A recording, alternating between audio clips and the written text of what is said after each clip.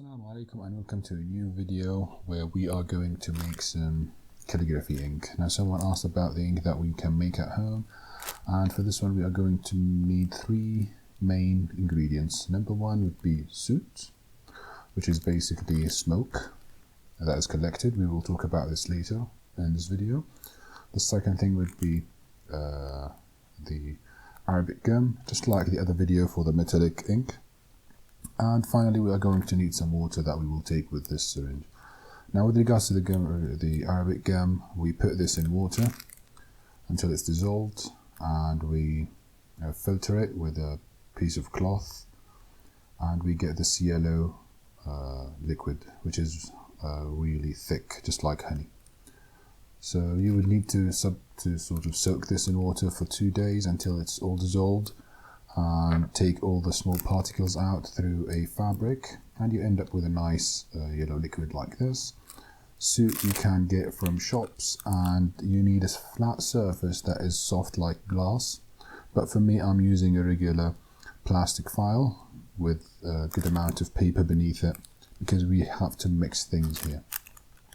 Now basically it's very easy. You need the color, which is the soot, and you need the joining component, or let's say the component that will stick this color to the paper, which is the gum, and you need something to make it more workable, which is water. Now with regards to percentages, it's very hard to say it like let's put just this or that, but for a start try with quarter the amount. And you basically need to start mixing these two, and the quality of the ink is all about mixing. So what we did here is we put the gum with the soot, and now we will just try and mix those two. Now soot is very fine, and it takes time to really mix with whatever you put with it. I'm using, by the way, a normal pen. You could use a spatula or a knife or something that is sharp and flat, so that it can mix properly.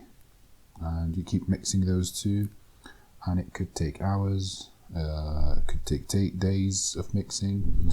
The more you mix, the better quality the ink, because it's all about making sure that all the particles in the soot are properly mixed with some Arabic gum. Now we are going to talk about some theoretical practices for making the ink, but I'm leaving this for the second part of the video. I thought, well, if people are here to see how to make the ink, I will just make it more interesting by immediately starting with the ink. Later on I could talk a bit more about other methods that are theoretically correct, but in practice they are a bit different. Now I did not put a lot of amount of gum, because when you increase the amount of gum, you will find it very hard for the ink to dry. It will stay liquid for a good while. So you start with a less amount of gum, better than trying to sort of reduce it later on, because it's very hard to change the amount of gum. Meanwhile, the water, it's very easy to control. Now you keep sort of doing this to it. You need a big surface, and you need to do a good grinding, because while grinding you will start feeling that you can hear the sound of these things. It does look messy, and it is this messy.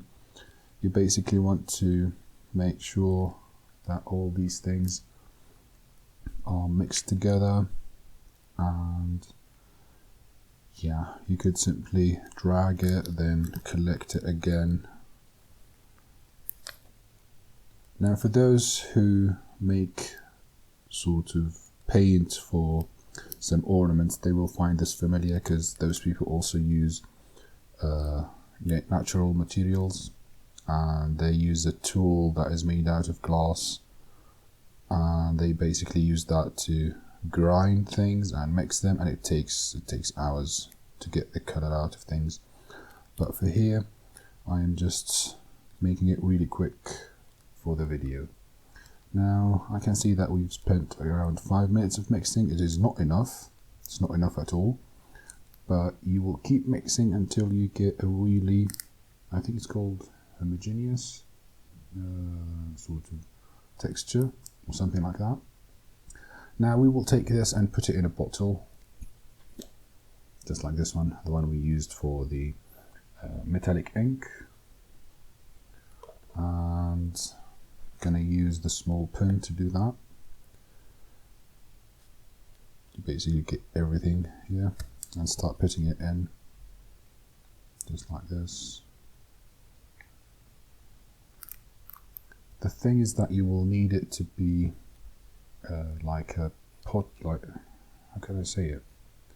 A nice plaster with no thick parts, because the soot is very light, but at the same time it sticks to things. So it would be quite visible that you still have particles in it. I'm going to take some of these here, put it in, just like this. It's quite sticky because we are only using the gum here. I'm going to grab a couple of these things and again putting it here. Now I've got a small amount, and I actually made some yesterday, but I made it in a different way. So I thought, well, today I'm just going to do it the other way around. Then we are going to take some water. Now put double the amount of water on this thing. You will need at least 3 times the water so that it will become workable. And for that we are going to use the old syringe, and let's drip it on it.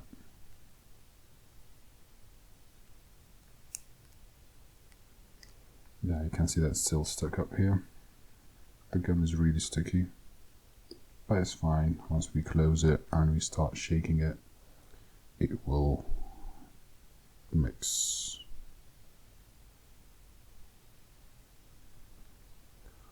I've put 2 and I'm going to stop. I put 10 milliliters and I am going to close this thing and start shaking it.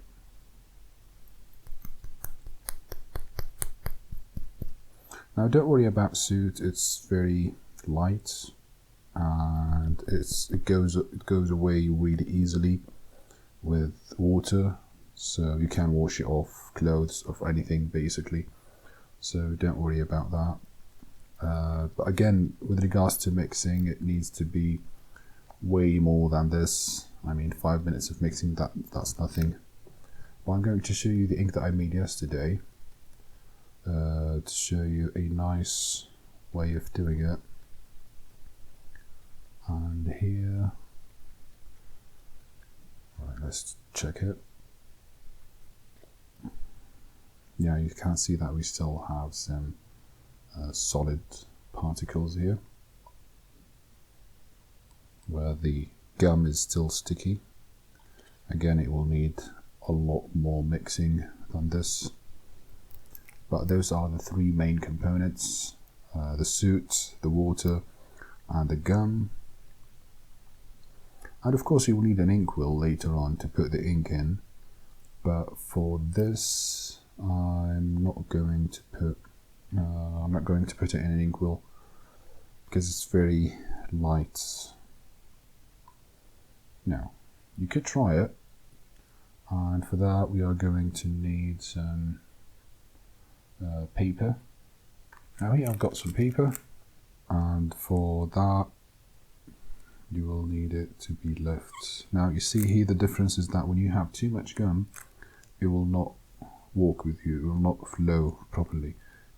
Have more water in it, you will end up with this very liquidy ink, which is not good at all. So you need it to be in the middle state. again, what you need to do is to mix the soot really well. You need it to be mixed really, like, keep mixing it until you feel that there are no particles left of the soot. Because when it's too liquid, it will be very hard to dry. But at the same time, if it was too gum in it, it will never dry and it will not flow properly with you. So you need a state between those two. And when you make it, like when you take your time making it, it will give you this thing. So yesterday I did mix it for a while, and it's kind of in a better state than the one that I just mixed. Yeah, it still needs a lot of mixing. So you can see here with this one, gives you a nice flow. At the same time, it's good darkness. But again, because it's not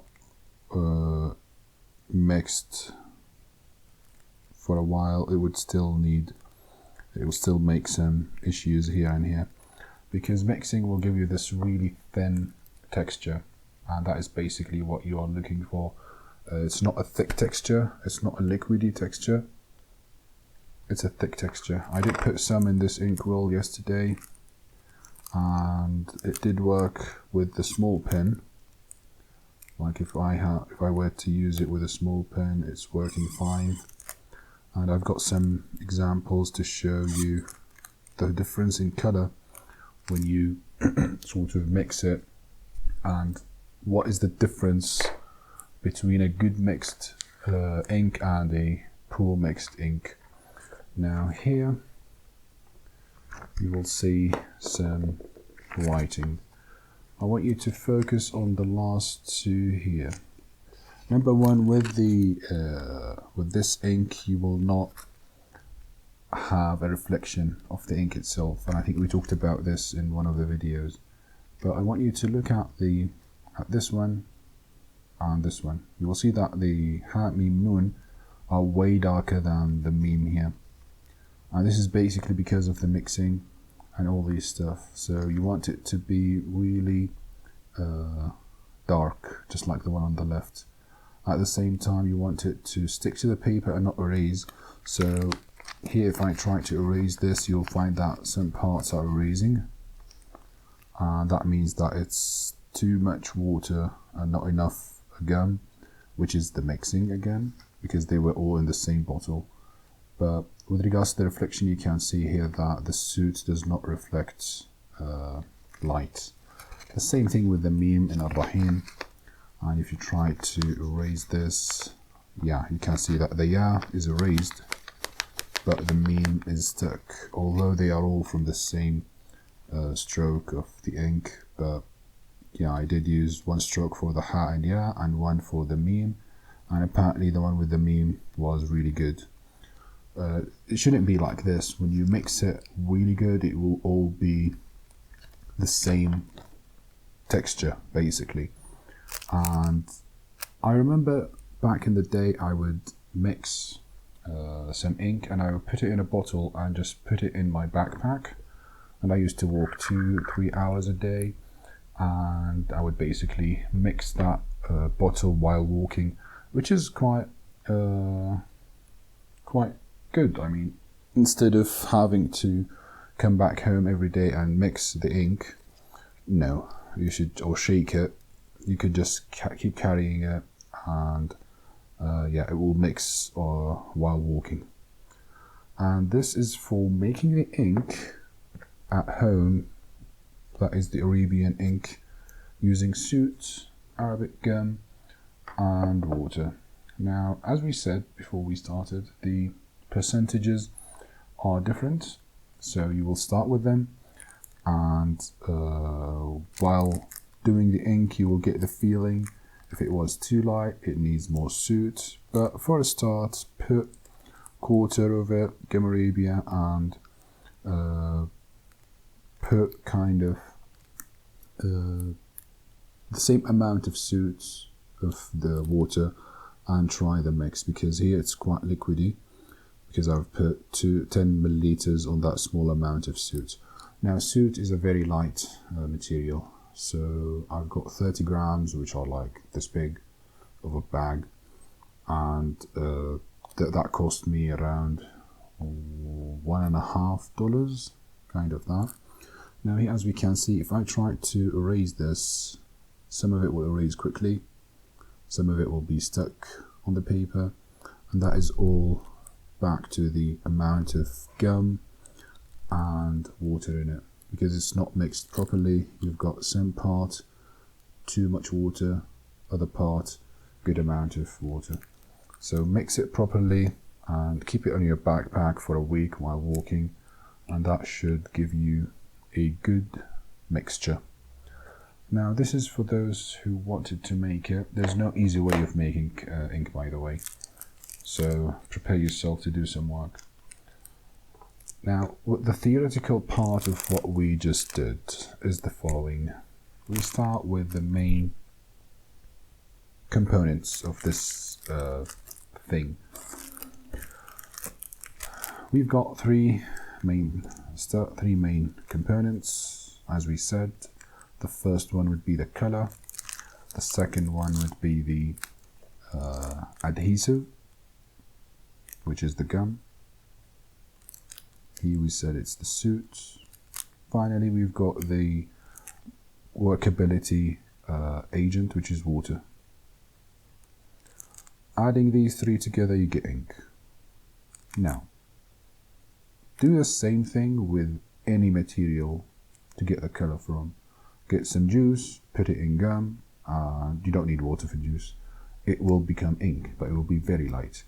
Take some dirt, and we actually tried this once, mix it with these things, you will get this really weird sort of dirty, dirt-like or soil-like ink, which was fun to work with, because the result was satisfying in a way. We did not expect it to be like that, but it worked. Yeah, this is basically what you want. You want a pigment, you mix it with the gum and add some water, and this is the way to get ink. Now, I think in English it's all called ink, but in Arabic it's way different. So the one with the soot is called hibr, but any other thing it will be called khidab, because soot is a pigment based material, and anything else will be called khidab because you are coloring the water instead of having particles floated in the water or floating in the water. Now this is the very basic way of making the ink, and yeah, this is what you will find on the internet and everywhere. But in the books, and going back to our friend Ibn Bawab, the minister, now he explained a different way to make an ink, which is the way they used to do ages ago. And for that one you are going to need the following, but I'm going to use the theoretical the knowledge they put out. I tried it and it didn't work because I had mixed I did mix things in the wrong way. So for that one you're going to need 1.2 kilograms of soot, which is a huge amount. 1.2 kilograms, I mean, that's a big amount. 10.8 liters of water, according to him, by the way. 400 grams or 0.4 kilograms of honey. I did not use honey because I thought it was a waste. And here is the tricky part where you're going to use 47 grams of salt to preserve it. You're going to use 47 grams of Arabic gum, which in my opinion isn't enough. And you're going to use 30 grams of tannin. Now tannin is basically an acidic plant, and I think you could find it in primary material shops and spice shops, but it's basically acid. So his recipe is to take all these things. I'm using the exact same, like relatively the similar portions and percentages. Put all these things in a pot under fire, on the fire, and keep boiling it until it turns into mud. Now this is important. I did boil it, but I didn't want to wait for it to turn into mud, and I ended up with a very, how can I say it, shiny substance that if used to dry, I kept it for months and it wouldn't dry. It was sticky, but it didn't dry. Again, I did not use honey. I might have added too much gum because I thought it wasn't enough. But if you want to try this, again, you put these percentages or these weights in a pot on fire, keep boiling it until it turns into mud. And this mud is what you are going to use with some water if you needed it. Now remember, there's no mixing in this thing, so I guess the boiling would do the job for you. This is the first method. The second method, that's why I'm telling you there's no easy way of making the ink if you want a proper ink. The second method would be the following. You are going to use 400 grams of tannin and 2.4 liters of something called this. I'm not going to pronounce the word, so Google it. In Arabic it's called as or marsin, the name of the plant. So water.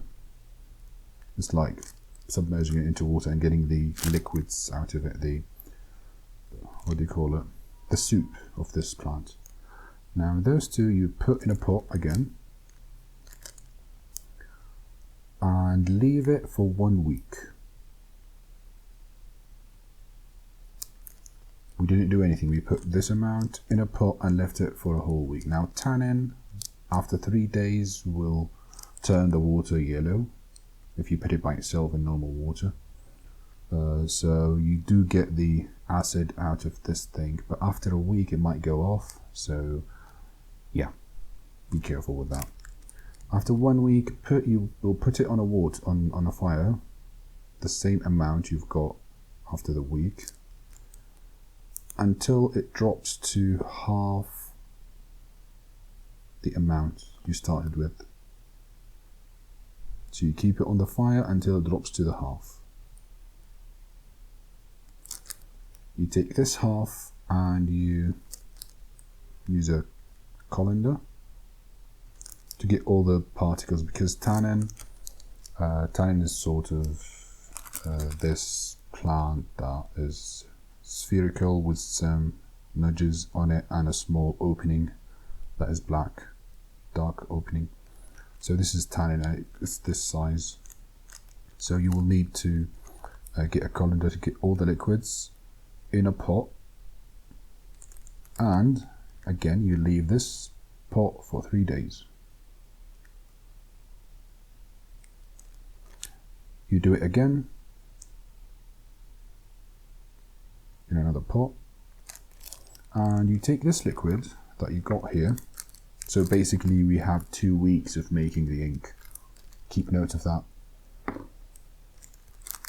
You get this final result, which will be a bit dark, not black, but darkish. You add 200 grams of gum to it, 200 grams of copper sulfate. Copper sulfate is a light blue material. It's really pretty. It has a really nice smell to it for some reason. Now the thing with tannin is that it will react with the copper sulfate and it will start darkening with time. It changes color with time. It keeps going dark with time. And you're gonna add soot. Again, the amount of soot here depending on the darkness of the ink. So you add some, and here's the tricky part, that you need to grind it. So you are back to this first square, which is grinding the soot and mixing it with the gum and all the other stuff. Now these are the main components. Then you are going to add honey, some cactus, and arsenic. Arsenic is a poison, so don't use it. Cactus is, I think, very hard to acquire. Don't use it. Honey is food. For me, I won't use it. So yeah, you are going to use something called sodium benzoate, and that is basically a preservative. Now, let's recap. You've got two methods. The first one is cooking. You would use these ingredients, pot until they turn into mud. You would take the amount you want to work with and you put some water in it and it's good to go. The second one, you would use this amount of tannin and this thing and put it for a week in water, then boil it until it becomes down to the half of it. You get all the bits out of it, you leave the water for 3 days, you get more bits out of it, because tannin, when it goes off, you've got these really light particles in it. And then this water that you had, you add gum and copper sulfate and soot with a preservative to it, and it should be good to go. Now this is the cold way of doing it, and that up here is the cooking way of doing it. My personal experience was to use the tannin. Yes, I used tannin because it's really nice and it does give you darker ink with time. And I put it in a bottle. So I basically got soot plus gum. Again, with regards to the percentages, I mixed, let's say 1 to 1/4, and water. Start with 2 times. You might increase the soot because you want it to be darker. And I've added some tannin to it. And before adding tannin, I might have soaked some steel in it to get this into dark material, because this with time keeps getting darker with the reaction.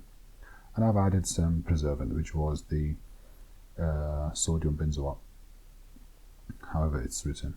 I left it for 1 month in a bottle in my backpack. While moving, while walking, I would shake this bottle up and down, and it kept mixing.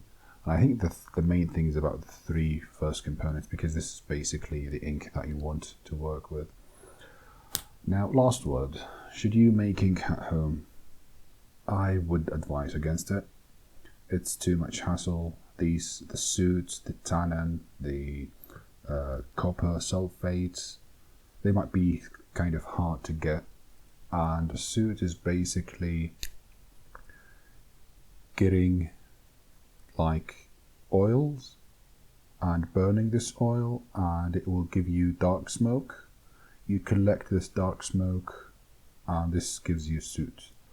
So you can't make soot at home, let's be real here. And the other methods that we saw there, they take time, a lot of time.